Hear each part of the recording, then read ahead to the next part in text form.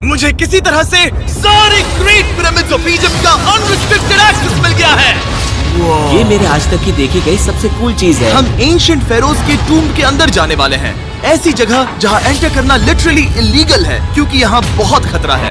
अगर हम गिर गए तो? ओ हाँ, तुम बेशक मर जाओगे। हम स्विम करके पिरामिड्स के नीचे बने एक सीक्रेट अंडरग्राउंड टूम्ब तक भी जाने वाले हैं। Oh my God! हमें एक्सप्लोर करने के लिए सिर्फ 100 घंटे मिले हैं और हम शुरू करने वाले हैं अभी इसी वक्त। मेरे पीछे आओ बॉयज, मजा आने वाला है। ये कितना खूबसूरत है। किसी ने यहाँ ये पत्थर 4500 साल पहले रखा था। बिल्कुल सही, ये पिरामिड लगभग 4500 साल पुराना है।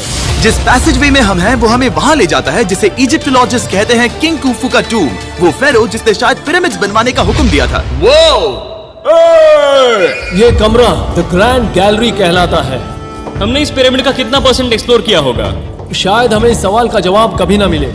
ये सबसे कूल तरीका था जवाब देने का। ये वो कमरा है जहाँ किंग को दफनाया गया था। जहाँ तक हमें विश्वास है। तो चलो चले। हाँ।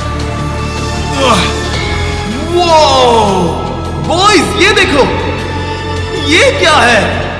4600 साल पहले इस कमरे में शायद किंग का ममीफाइड शरीर रखा था। ये वही जगह है जहाँ फेरो को दफनाया गया था। हमारा मानना है कि मरने के बाद ये उनकी कब्र थी। क्या मतलब है? हमें पक्का नहीं पता। मुझे लगता है कि इस पिरामिड के अंदर कहीं और भी एक चेम्बर है जिसे हमने अब तक नहीं ढूंढा है और उसमें शायद राजा का शरीर हो सकता है। पता है क्या, इस वीडियो में हम वही ढूंढने वाले हैं क्योंकि हम सच में पिरामिड्स के सैकड़ों फीट नीचे से लेकर धरती के सबसे बड़े एंशिएंट पिरामिड की सबसे ऊंची चोटी तक एक्सप्लोर करने वाले हैं।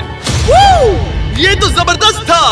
दूसरे बड़े पिरामिड्स को एक्सप्लोर करने से पहले मैं तुम्हें बेस कैंप दिखाना चाहता हूँ। हाँ, ये बढ़िया है। हमारे पास एक डिनर टेबल है, कुछ टेंट्स हैं सोने के लिए और ओके।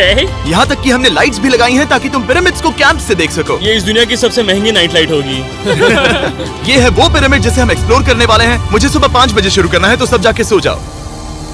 ये पिरामिड्स अपने समय के लिए इतने टेक्नोलॉजिकली एडवांस थे कि कुछ लोग इनका क्रेडिट प्री इजिप्शियन सिविलाइजेशन को देते हैं, जबकि कुछ लोग तो एलियंस की थियरीज की ओर भी इशारा करते हैं। लेकिन इजिप्टोलॉजिस्ट को यकीन है कि इन्हें पहले के इजिप्शियंस ने अपने किंग्स के टूम्स के रूप में बनाया था और इस वीडियो के अंत तक हम पता लगा लेंगे कि इनमें से कौन सी थियरी सच है। ठीक है बॉयज, उम्मीद है तुम अगला पिरामिड एक्सप्लोर करने के लिए तैयार हो, the pyramid of खाफरे।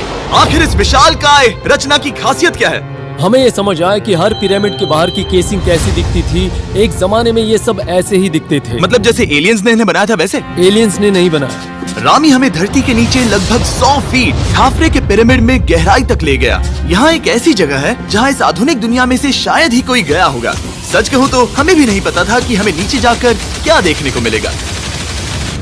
Ancient Egyptians के पास कार्डबोर्ड था।